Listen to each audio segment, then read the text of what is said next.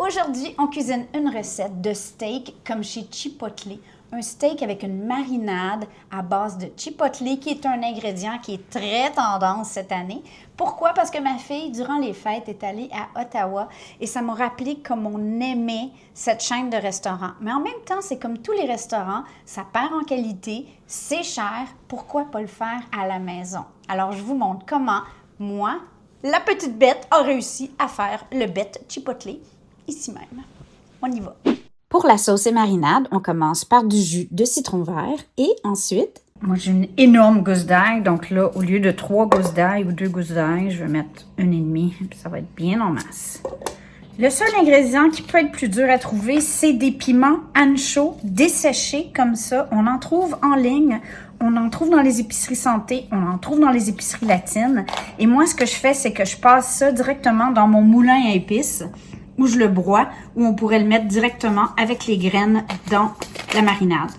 Alors, piment, une cuillère à thé environ de piment ancho. C'est facultatif parce que le goût de piment, on l'a dans notre chipotle en sauce adobo en conserve. Mais le ancho ajoute vraiment quelque chose. Et là, on a besoin de l'équivalent de 2 piments. Vous voyez, dans la conserve, là, on voit très bien un piment, 2 piments. C'est épicé, mais c'est pas épicé fou, là. Et dans la conserve, il y a de la sauce, qui n'est pas du piment, là, qui est au travers. C'est la sauce adobo. On rajoute une cuillerée à thé de cette sauce dans notre marinade. Ceci, ça se conserve très, très bien au frigo dans un pot hermétique des mois, là. Donc, ce qui reste, vous le gardez pour vos prochaines fois que vous allez faire cette recette-là. Parce que c'est tellement bon, vous allez la refaire. Ketchup. Origan, mexicain si vous en avez, mais sinon juste de l'origan sec. Et du cumin, soit moulu. Moi, j'aime bien le prendre frais, ça a plus de saveur. Idéalement, on le met dans le pot. Sel et huile d'olive. Là, je vous le dis tout de suite, cette sauce est tellement extraordinaire, vous allez peut-être vouloir la doubler tout de suite en partant. Ça ne sera pas perdu. C'est une sauce et une marinade.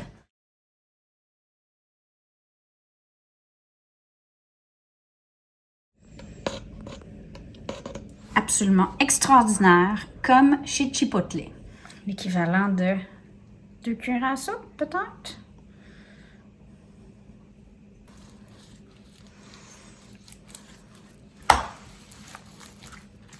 Une fois la bavette ou le steak de flan dans sa marinade, moi je range au frigo jusqu'à 24 heures. On pourrait même congeler dans la marinade, ce qui est absolument sublime pour les soirs un peu pressés.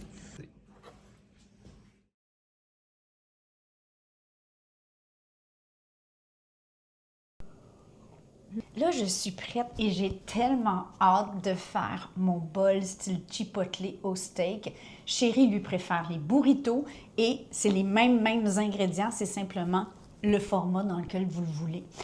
Mon steak n'a pas été cuit, il marine depuis hier, mais j'aurais pu le faire il y a quelques heures, il serait tout aussi bon. Pour faire cuire le steak de flan, la bavette, du surlonge, peu importe, pour une pièce qui est mince comme ça, on a plusieurs options. Si on est en été, sur le barbecue, ça serait mon choix favori. Le petit saveur de grillé, c'est difficile à battre.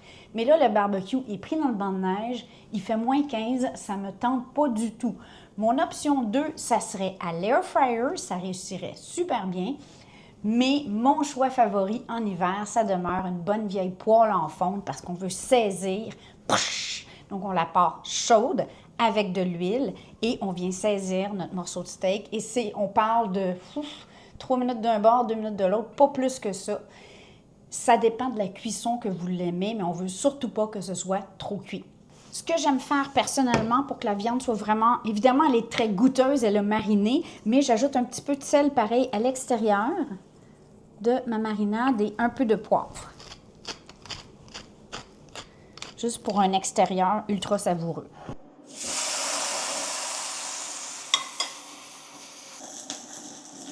Ça sent déjà tellement bon. Oh my God. Idéalement, on y touche pas, right?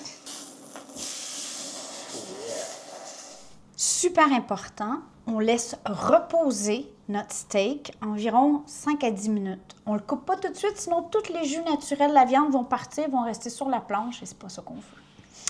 Pendant ce temps-là, on fait notre mise en place comme chez Chipotle. Alors, c'est selon vos goûts. Moi ici, j'ai de la coriandre.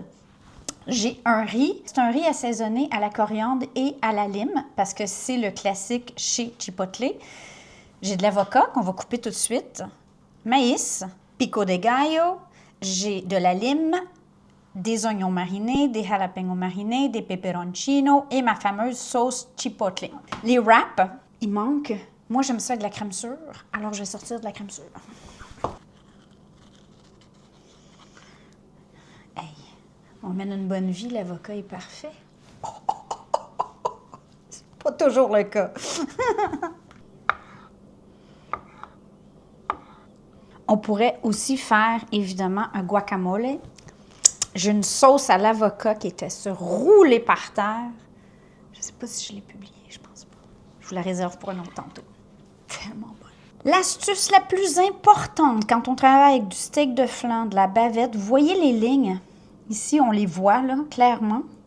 On coupe toujours dans le sens opposé des lignes. Ça se fait une énorme différence en bouche. Donc là, je vais couper des belles tranches. Regardez-moi ça s'il est beau.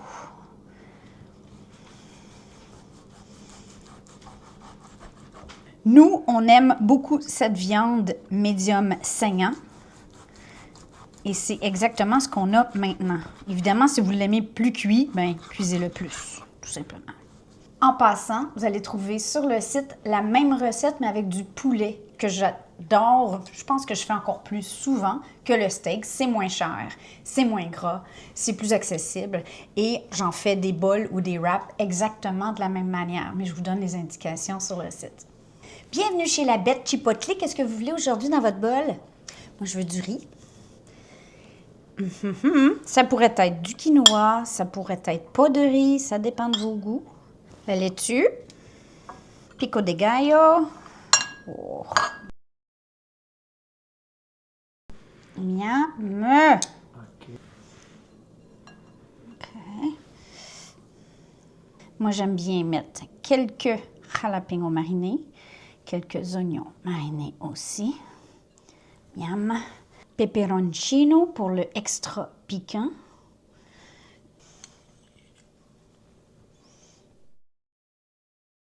Bon, la différence entre un burrito restaurant et un burrito la petite bête, c'est que nous, on va mettre un peu moins de riz. Mais quand même, le riz est la base d'un burrito. On pourrait mettre des haricots noirs, des légumineuses. Nous, on n'en mettra pas, mais à vous de choisir, OK? Maïs.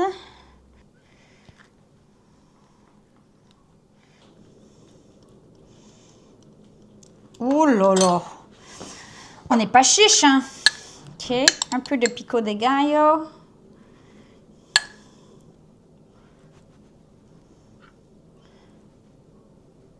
Extra sauce. Pour rouler un burrito, on commence par fermer les oreilles. Ensuite, on vient chercher la partie du bas. On la remonte vers le haut et on peut utiliser nos doigts ou une cuillère pour venir ramener un peu la garniture pour que ça soit bien serré et voilà. Oh, yum, yum, yum, yum, yum. La question, mon kiki, es-tu team burrito, manger on the go ou bol? Moi, je suis très bol. Les wraps, c'est bien, mais de toute façon, manger un burrito en marchant, c'est la pire. Les chances sont très élevées que je me tâche. Alors voilà, ça, c'est ma portion. Je suis un peu type cuillère, par contre, parce que j'aime ça avoir des bouchées où il y a tout. Du steak, du piment, de la crème sûre, de l'avocat. Puis là, j'arrête de parler, puis je prends ma bouchée. Oh!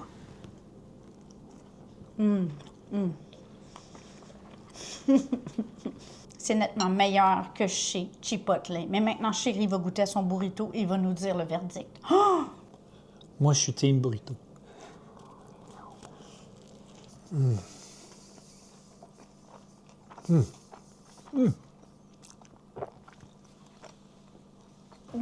Bisous les kikis, moi je pars avec mon bol burrito. Mais il faut pas marcher en mangeant, c'est une mauvaise idée. Ciao, ciao!